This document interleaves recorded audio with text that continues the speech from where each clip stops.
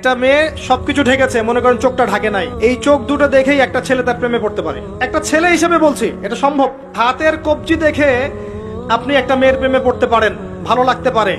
মেয়েদেরকে আল্লাহ পাক এত সুন্দর করে সৃষ্টি করেছে। আল্লাহ পাকের সবচেয়ে শ্রেষ্ঠ সৃষ্টি হচ্ছে মেয়েরা। মানুষ তো অবশ্যই, তারপরে মেয়ে মানুষ।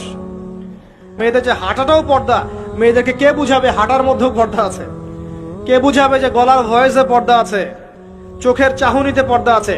তো এখানে দেখেন মেয়ের হাঁটার বর্ণনা আল্লাহ পাক দিয়েছেন। এখনকার জেনারেশনে মেয়েদেরকে আপনি হাঁটা শেখান, রাস্তাঘাটে, শপিং মলসে, সব জায়গায় দেখবেন গেঞ্জি আর জিন্স আর টি শার্ট পরে, ফর্মাল পোশাক পরে, স্যুট বুট পরে ঘুরছে।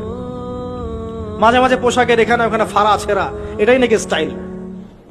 এমন পোশাক পরছে যেটা পরেও দেহের অঙ্গ প্রত্যঙ্গ বোঝা যাচ্ছে, এমন পোশাক পরছে যেটা বাহির থেকে ভিতরের অঙ্গ দেখা যাচ্ছে। অমুসলিমদের পোশাক পরছে, ছেলেদের পোশাক পরছে। এগুলো সবই আখিরুজ্জামানের সাইন। আখিরুজ্জামান এরকম মেয়েদের সংখ্যা বাড়বে। নিসাউন কাসিয়াতুন আরিয়া, এরা কাপড় পরেও নগ্ন থাকবে। মুইলাতুন মামিলাত, এরা মানুষকে আকৃষ্ট করবে, নিজেরাও আকৃষ্ট হবে।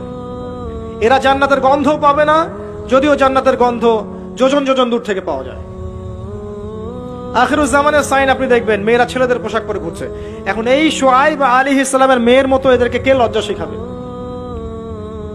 নাই লজ্জা শরমের বালাই। স্যার ক্লাস নিচ্ছে, সে গোল হয়ে বসে আছে, কোচিং করছে। টিচার গায়রে মাহরাম, সে ক্লাস নিচ্ছে, পড়াচ্ছে, গোল টেবিল করে বসে আছে মেয়েরা। দেখবেন কারো গায়ে হিজাব নাই, সালোয়ার কামিজ পরে ক্লাস করছে এবং দেহের অঙ্গ প্রত্যঙ্গ বোঝা যাচ্ছে। এবং কোন কোন সময় দেখবেন টিচারও সুযোগ নিচ্ছে, গায়ে হাত দিচ্ছে, বলছে ও তো আমার মেয়ের মতো। হ্যাঁ, আমরা তো ইউনিভার্সিটিতে পড়েছি।